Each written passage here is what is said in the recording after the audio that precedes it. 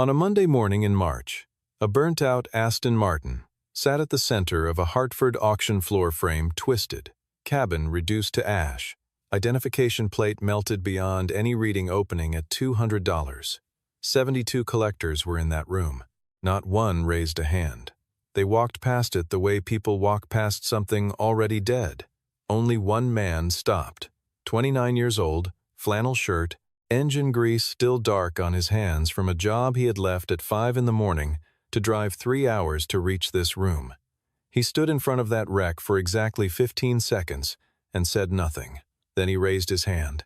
You will not believe what he saw inside that wreck that 72 experts had already turned their backs on. The Vane Prestige Auctions building on the eastern edge of Hartford was the kind of place designed to make certain people feel comfortable and everyone else feel out of place. The floors were polished concrete, sealed to a mirror shine. The lighting was the warm amber of expensive hotel lobbies, and the chairs arranged in rows for the morning session were the sort of padded folding chairs that cost more per unit than most people spent on a work week of lunches.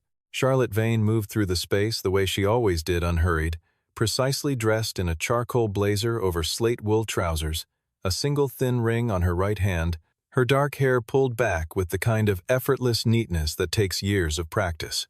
She had been running Vane Prestige for 11 years. She knew her room, she knew her buyers. And when the catalog reached Lot 47, the burnt Aston Martin retrieved from a Pennsylvania warehouse liquidation, she already knew it was a cleanup item, the kind of lump of liability you moved fast and forgot faster. Her appraiser, Patrick Hollis, had looked at photographs 3 weeks prior and delivered his verdict without ever leaving his office. A 1967 DB6, severe fire damage, no recoverable value, sell for scrap weight, and close the file. Charlotte had set the opening at $200, not because she thought anyone would compete, but because the paperwork required a number. Adrian Kellner, seated in the third row with his navy suit and his Patek Philippe and his 30 years of collecting European road cars, had leaned toward his assistant when the lot was wheeled out and said, in a voice low enough to pass for quiet, that it was nothing but scorched iron, and he wouldn't pay a mechanic to haul it away. The room agreed by saying nothing at all. Mason Holt had driven to Hartford from his shop on the south end of the city, a one-bay garage that sat behind a decommissioned gas station on a street the development money had not yet reached. He had been awake since 2:30 in the morning. The night before, browsing the auction catalog on a cracked tablet propped against his toolbox, he had almost scrolled past Lot 47 the way everyone else would later walk past the car itself. But something stopped him. The photograph was poor, underexposed, taken at an angle that compressed the car's dimensions, but Mason had grown up learning to read cars the way other children learned to read words. His father, a paint line worker at the Aston Martin factory in Newport Pagnell, England, had taken a young Mason through the production floor on Saturdays and taught him to identify models by proportion alone, by the angle of a roofline, by the relationship between wheelbase and body width. Standing in front of the catalog photo at 2 in the morning, Mason noticed something that should not have been there. The A-pillar, the structural column at the front corner of the roof, leaned back at an angle steeper than any DB6 he had ever seen. The wheelbase, even compressed by bad photography, looked shorter. He opened a text to Elijah Cross, his father's old colleague at Newport Pagnell, a 69-year-old retired craftsman who had spent 40 years shaping aluminum panels by hand at the factory. He typed, "Did you ever work on the Zagato cars?" Elijah replied at 3 in the morning, as if he had not been asleep either. "My hands shaped 8 of the 19. Why?" Mason did not answer. He put Bonnie's coat by the door for the morning, set his alarm for 4:30, and lay in the dark with his eyes open. Bonnie had been 6 years old since October, and had developed the habit of asking questions that landed with more weight than she knew. When Mason buckled her into the back seat at 5:15 that morning, her stuffed rabbit, a gray cotton animal her mother had bought the week before she died, 3 years ago now tucked under one arm, she looked up at him with the matter-of-fact directness that children use before the world teaches them to soften things, and asked what they were going to buy. Mason told her he wasn't sure yet. Maybe nothing, he said. Maybe everything. She considered this for a moment, accepted it the way she accepted most of his answers, and fell asleep against the window before they reached the highway. Mason drove in silence, both hands on the wheel, the heater running against the March cold, the catalog photo still open in his memory. He had worked 4 years in Aston Martin's Heritage Restoration Division before moving to America, 4 years spent in a room with 9 people whose entire purpose was to recover, verify, and restore the oldest surviving examples of the Marquet's history. He had learned in that room that the most dangerous thing a person could carry into a judgment was the assumption that they already knew what they were looking at. He had also learned something simpler and harder to teach, that original aluminum, hand-shaped and hand-finished, carried a frequency of surface detail that stamped metal simply could not replicate. It felt different. It sounded different when you tapped it, and under the right light, it looked different, not glamorous, not perfect, but unmistakably, irreversibly human. When the lot was wheeled into the light, and Charlotte Vane read the description, and the room stayed silent, and the seconds stretched out, and nobody moved, Mason raised his hand. He paid $200. He signed the receipt at a side table, while Charlotte watched from the edge of the room, noting his flannel shirt and his truck visible through the glass doors, and the child in the back seat pressing her face to the window. She did not say anything to him. She returned to the podium for Lot 48, which was a 1973 Ferrari Dino, and considerably more interesting to everyone present. The burnt shell was loaded onto a flatbed trailer that Logan Pierce had backed up to the service entrance, and Mason drove south through the gray mid-morning with the thing he had just bought rattling gently behind him, Bonnie awake now, and asking if the car was sad. Mason told her it had been waiting a long time. He said sometimes things waited longer than they should. Bonnie pressed her rabbit against the window glass and looked back at the blackened shape on the trailer and said nothing more for the rest of the drive. The garage on the south end had fluorescent lights that Mason had replaced 2 years ago with 5,000 Kelvin halogen panels, not for atmosphere, but for accuracy. The kind of light that showed metal surfaces the way they actually were, not the way the eye wanted them to be. He pushed the car into the center of the bay on a rolling dolly, positioned it under the lamps, and then did something that Logan found difficult to watch. He sat down on an overturned bucket 4 feet away and simply looked at it for 5 full minutes without touching anything. Logan stood near the wall, with his arms crossed, the way he always stood when Mason was reading something he didn't yet understand. He had known Mason since they were both 22 and working at different shops across town, and he had learned over those years that Mason's silences were not the silences of uncertainty, they were the silences of someone moving through a systematic interior process that would eventually produce a conclusion Logan had not anticipated. Bonnie came in from the apartment above the shop with her homework folder and settled herself at the workbench with a pencil, and the garage was quiet, except for the low hum of the heating unit and the sound of a 6-year-old working through her multiplication tables. Then Mason stood up, pulled on a pair of cotton gloves, and began. What he found in the next 3 hours dismantled every assumption the room at Vane Prestige Auctions had carried away with them that morning. The first thing he measured was the wheelbase, the distance between the front and rear axle center lines, using a steel tape rule and a piece of chalk. The number he got was 2,362 millimeters. He measured it twice. A 1967 DB6 had a wheelbase of 2,490 millimeters. The difference was not the product of fire damage or structural deformation. The frame was intact. The number was the original number. It belonged to a shorter car, specifically, it belonged to the DB4, Aston Martin's earlier platform, built between 1958 and 1963. He then took a single-blade scraper and removed a small section of ash from the rear quarter panel, working in a 3-inch square, going slowly. What appeared beneath the ash was aluminum, hand-formed aluminum, bearing the minute, evenly spaced dimple marks that indicated it had been shaped over a rounded form by a craftsman working a hammer in a rhythm so practiced it left a surface that looked machine-perfect from 3 feet away and entirely, beautifully handmade from 3 inches. He crouched at the front corner and studied the A-pillar in profile. It swept rearward at an angle no DB6 had ever used. It was the angle of the Zagato coachwork, the body style commissioned in very limited numbers from the Milanese coach builder Carrozzeria Zagato, applied to the DB4 GT platform for a handful of customers who wanted something lighter and stranger and faster than anything the standard catalog offered. He crawled under the car with a flashlight. The frame was a small section steel tube construction, not the wider pressed steel ladder of the DB6, but the narrow, elegant lattice of the original DB4 GT chassis. He came back out and stood very still for a moment. Then he moved to the firewall, the steel partition between the engine compartment and the cabin, and began removing carbon deposits with a fine brass brush, working in small circles, patient and methodical, until the brush found the edge of stamped characters pressed into the steel itself. He worked for 40 minutes.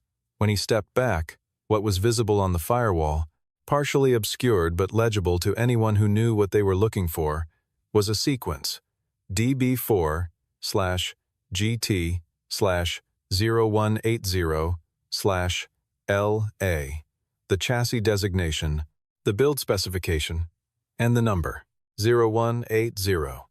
19 Aston Martin DB4 GT Zagatos were made between 1960 and 1963. Number 0180 was the designation of a car that had been documented at a racing event in 1962 and had not appeared in any verified registry since 1974. For 50 years, every person in the Aston Martin collector world who cared about such things had assumed it was either destroyed or buried so deep in private hands that it might as well be. Nobody had stopped to consider that it might be sitting in a warehouse in Pennsylvania wearing 50 years of anonymity and 3 years of fire damage, waiting for someone to measure its wheelbase with a steel tape. Mason called Elijah Cross at 11 o'clock that night. In Coventry, it was 4 in the morning. Elijah picked up on the second ring. Mason said, "Do you remember chassis 0180? There was a silence on the line that lasted long enough for Mason to check that the call was still connected. Then he heard the old man breathe out slowly the particular exhale of someone setting something down that they had been carrying for a long time and say, very quietly, "God Almighty." The next 5 days were the kind of work that Mason had been trained for and had not done at this scale since leaving Newport Pagnell. He started at 5 every morning and finished when Bonnie fell asleep in the corner of the garage on a folding cot he had set up for exactly this purpose. Her rabbit on her chest, her homework done in pencil on the workbench. The disassembly was conservative. He was not rebuilding the car. He was uncovering it the way an archaeologist removes soil rather than excavates it. He used compressed air at low pressure, natural bristle brushes, and a proprietary aluminum-safe cleaning agent he had brought back from England 6 years ago and rationed carefully since. He did not use paint stripper. He did not use acids. He did not use anything that would alter or consume the surface record of the metal itself. He worked with the same deliberate quietness he used for everything that mattered. And when Logan arrived in the mornings, he found the garage already lit and Mason already crouched beside the car in the circle of a single work lamp, moving the brush in careful arcs no wider than his hand. Day by day, the car's actual shape emerged from the ash. The rear quarters, which had been protected from the worst of the engine compartment fire by the bulk of the cabin structure, came out in exceptional condition, the aluminum surface clean, the hand dimpling clearly visible, the Zagato-specific contour of the rear haunches unmistakable once the obscuring soot was removed. The hood was a more difficult story. The fire had started somewhere beneath it, and the heat had been most concentrated there, but even the distorted panels held, in their underlying structure, the evidence Mason needed. He was not looking for perfection. He was looking for origin. The engine block itself was beyond recovery, fused and cracked by extreme heat, but Mason did not need the engine to establish the car's identity. On the second day, while documenting the block before setting it aside, he found 2 digits still legible on the casting, in a protected recess 8 and 0, consistent with the last 2 characters of chassis 0180. He photographed them from 4 angles and said nothing to Logan, who was watching, until he had done the math twice in his head and was certain the position of the digits on the casting matched the Newport Pagnell numbering convention for the DB4 GT series. On the third day, he conducted a video call with Elijah Cross, holding his phone camera to every surface detail the old man asked to see. Elijah directed him with the precision of someone who knew exactly what he was looking for and why.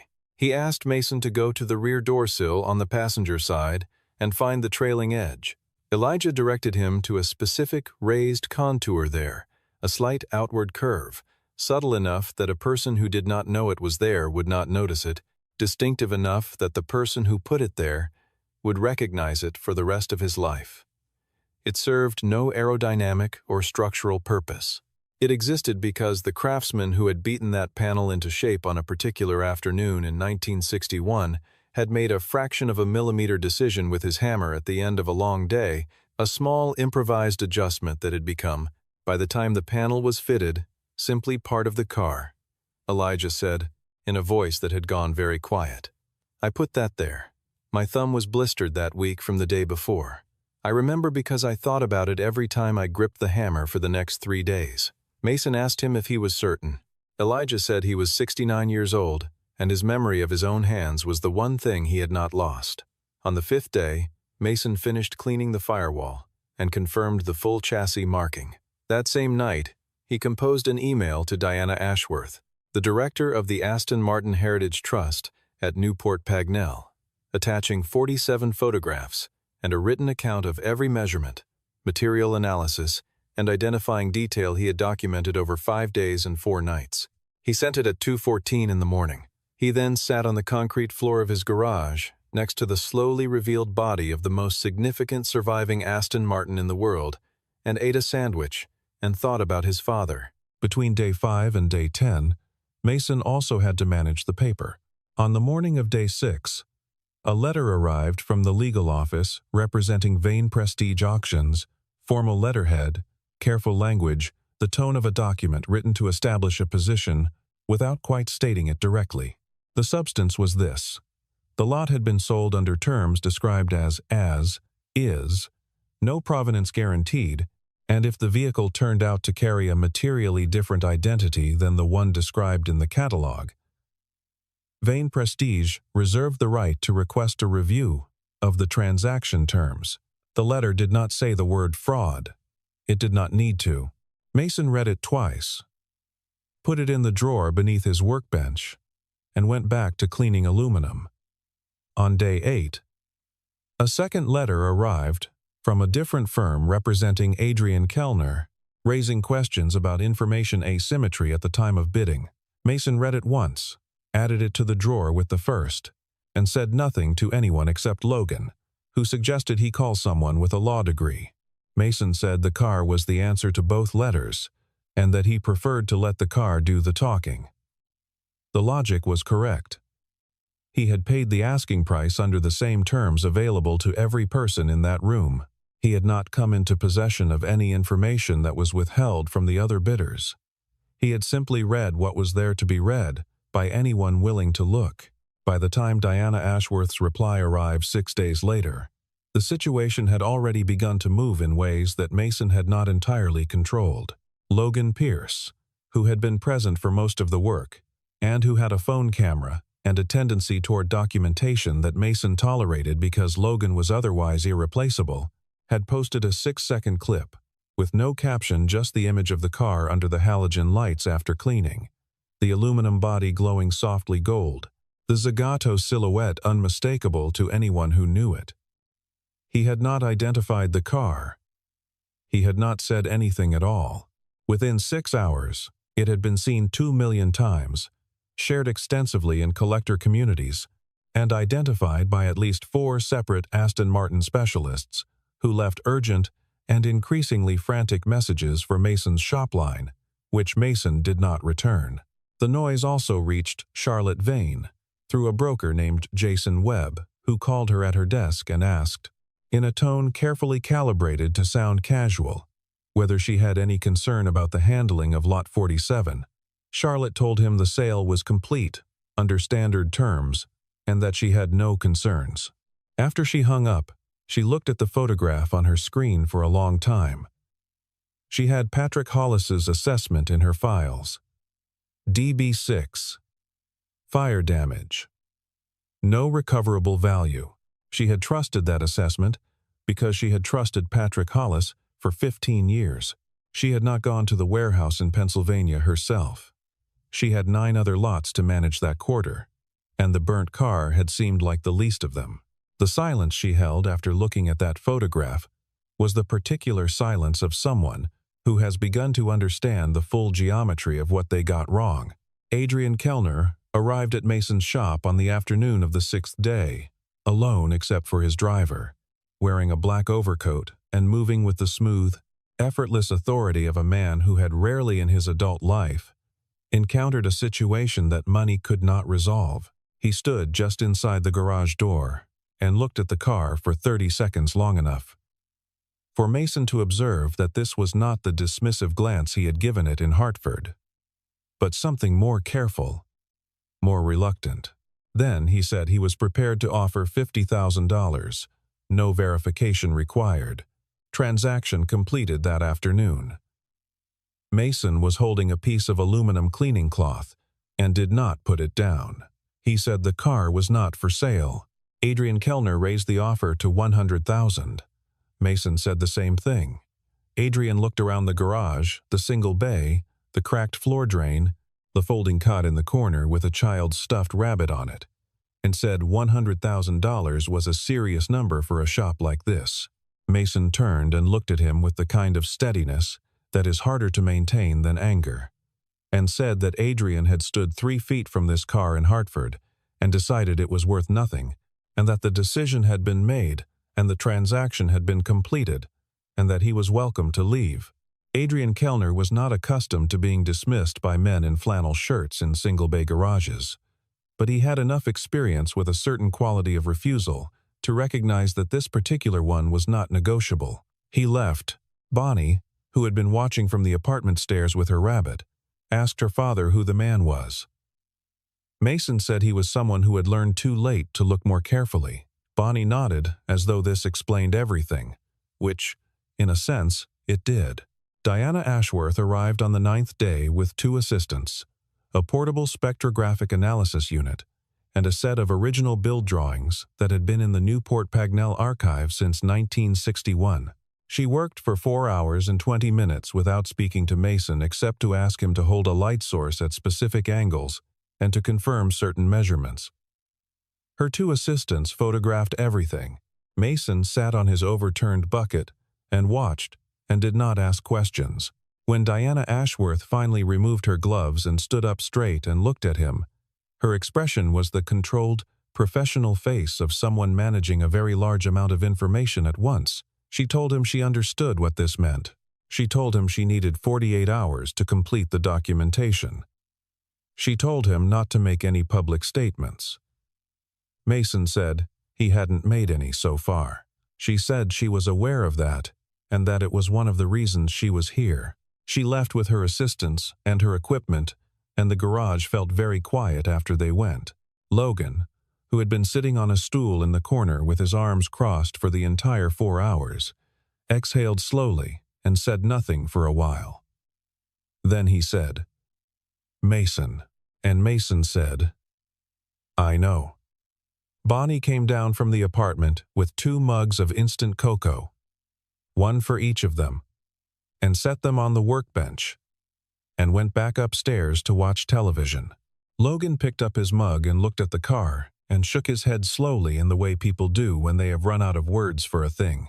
On the morning of the 10th day, Elijah Cross arrived at Bradley Airport on a one-way ticket from Birmingham, England, pushing a small rolling bag through the arrivals gate, with the slow deliberateness of a man in his late 60s, for whom airports had never become comfortable. Mason had not asked him to come. Nobody had. The old man had simply booked the flight 2 days after their video call, without announcement, and sent a single text that read only, "I'm coming to see it." Mason stood in the arrivals area and watched him come through the glass doors and thought about how the person who had shaped the panels on this car 63 years ago had now flown across the Atlantic at his own expense, without invitation, because the idea that he might not see the car again with his own eyes was apparently not something he was prepared to accept. Elijah shook Mason's hand, the way men of his generation shook hands, both hands, briefly held, and asked if the cover was still in good shape. Mason told him it was. Elijah said good, and picked up his bag, and that was the sum total of the sentiment either of them expressed about the situation for the rest of the drive back to Hartford. Charlotte Vane came to the garage on the 13th day, and she came alone, without a lawyer, without an assistant, without the structured authority of the auction house framing her presence. She parked a dark gray sedan on the street and walked in and stood near the entrance and looked at the car for a long time without speaking.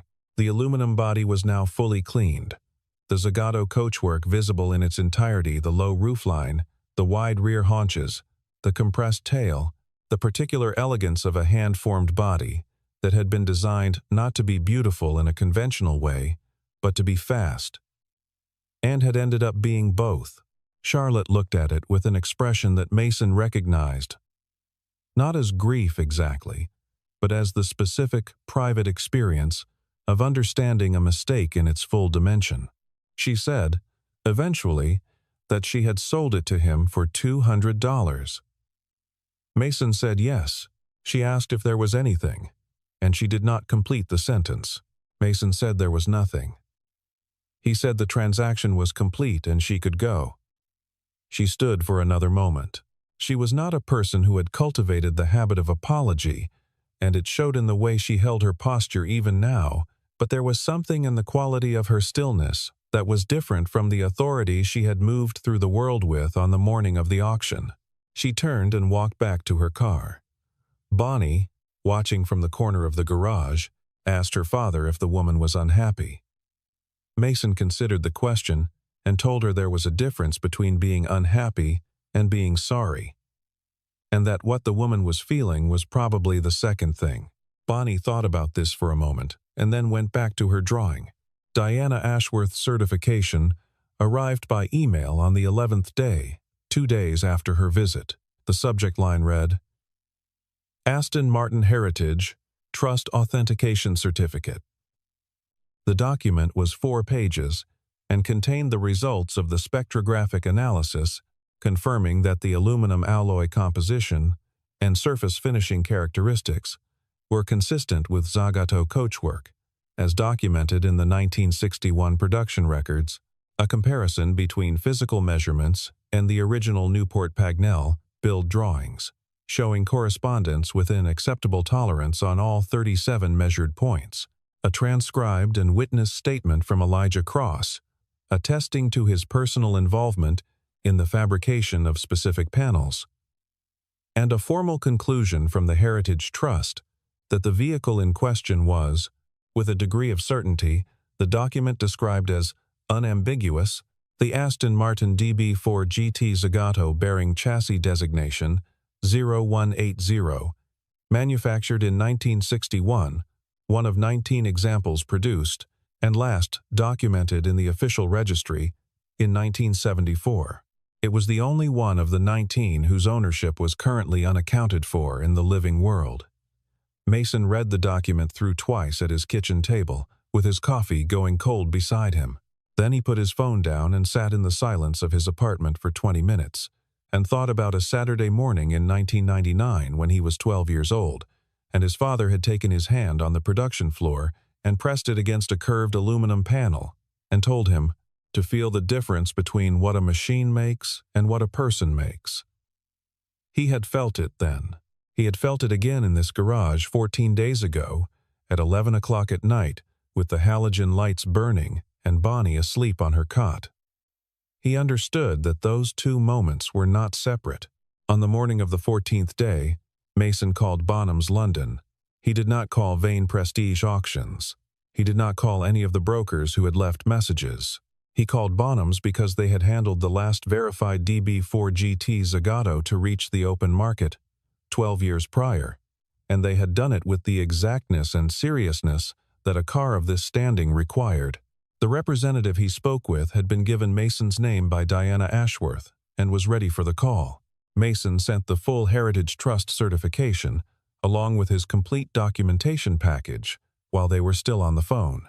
The representative was quiet for a moment after confirming receipt, and then told Mason that based on current market precedent for verified DB4 GT Zagatos, In comparable or lesser condition, a conservative auction estimate would open at $8 million, with the expectation that interest at the current level would drive the final figure considerably higher. Mason said he did not want to auction it. The representative asked him to clarify. Mason said he wanted to sell it directly, and he wanted to know who the most serious institutional buyer was for this specific car. The representative named 3 parties. Mason asked about the third, a private automotive museum in Scottsdale, Arizona, that had been systematically acquiring verified DB4 GT Zagatos for 11 years, and currently held 17 of the 19. Mason asked one question: did the museum display their collection publicly, or was it a private holding? The representative confirmed it was a public institution, open to the public year-round, with educational programs for secondary schools and technical colleges. Mason said to make the call. The museum's acquisition director flew to Hartford on a direct flight the same afternoon. He arrived at the garage at 6:15 in the evening, wearing a pale linen jacket despite the March temperature, and he walked slowly around the car twice without touching it, and then he stood still and looked at the firewall for a long time.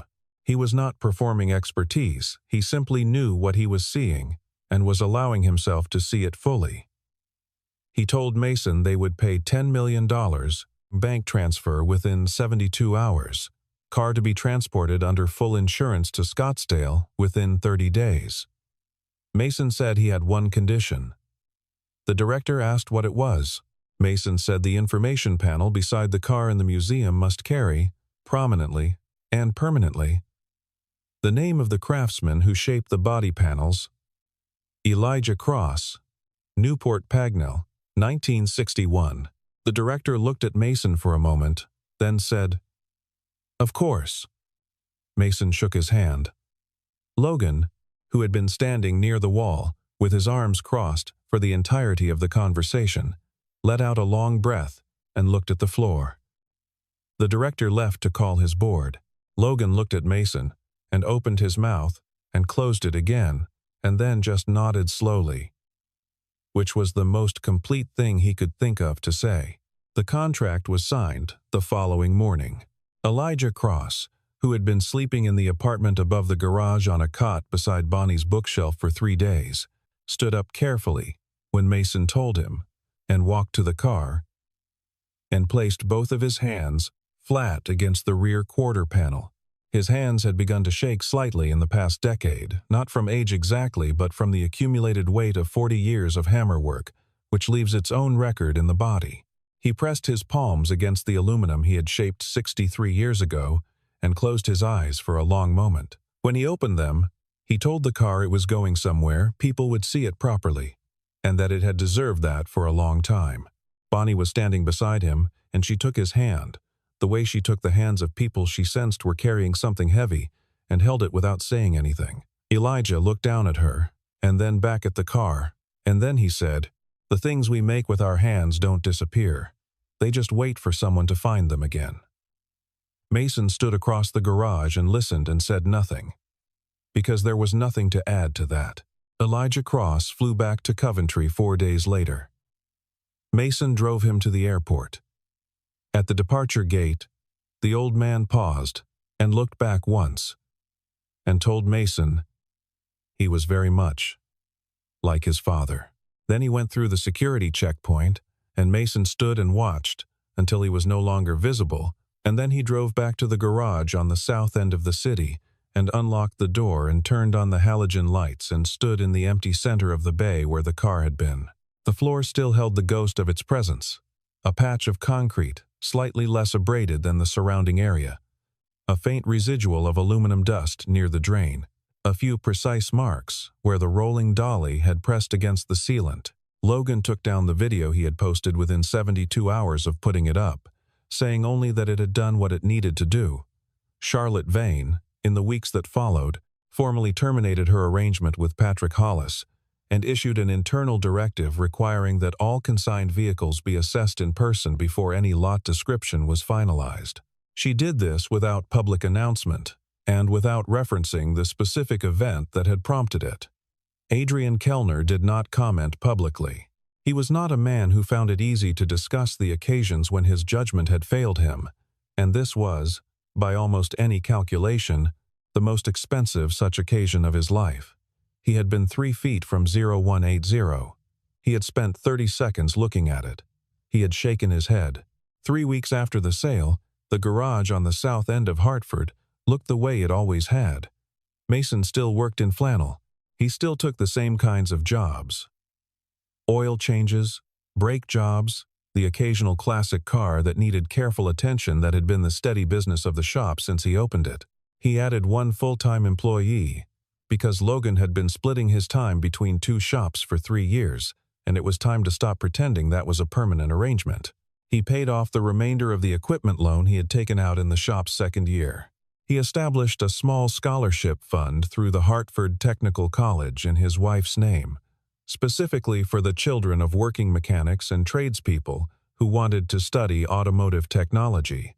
When Elijah Cross returned Mason's financial contribution with a handwritten note asking him to keep it for Bonnie's education, Mason put the note in the same wooden box where he kept his father's letters, and he put the money in the education fund instead, and he did not explain this decision to anyone. On a Friday evening, he and Bonnie ate dinner at the small kitchen table above the garage, her rabbit occupying the 4th chair as it always did. Bonnie asked where the car had gone.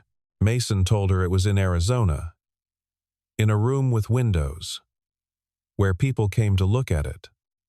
She asked if it was happy. He thought about Elijah's hands on the aluminum, and about a Saturday morning in 1999, and about a paper envelope with $200 in it, and he told her he thought it probably was that it had been waiting to be seen properly for a very long time, and now it was. Bonnie absorbed this and returned to her food. After a while, she looked up at him and asked how he had known to buy it. He said he had looked more carefully than the other people in the room. She asked why he looked more carefully. He put down his fork and thought about that for a moment, because it was the kind of question that deserved more than a quick answer. Then he said, "Some things, if you don't look for them, nobody will." After dinner, Mason went back down to the garage alone. He turned on the halogen lights out of habit, even though there was no car under them, worth that quality of light at that moment. Just a 1989 Toyota pickup, waiting for a belt replacement, and a small collection of disassembled carburetor parts laid out on a clean cloth.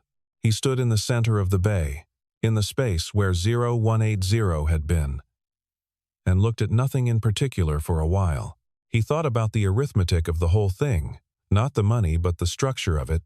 $200 on a Monday morning, and the moment 14 days later when a man from Arizona had said 10 million without flinching, and all the space in between that had been filled with work and knowledge, and the kind of attention that most people in that Hartford auction room had spent their careers training themselves not to waste on things that looked like nothing. He was not a person who thought much about irony or lesson or the kind of narrative neatness that a story like this seemed to offer. He thought about what he knew about aluminum and what his father had taught him and what Elijah's hands remembered and what Bonnie had said from the back seat on the way to Hartford at 5 in the morning. Maybe nothing. Maybe everything.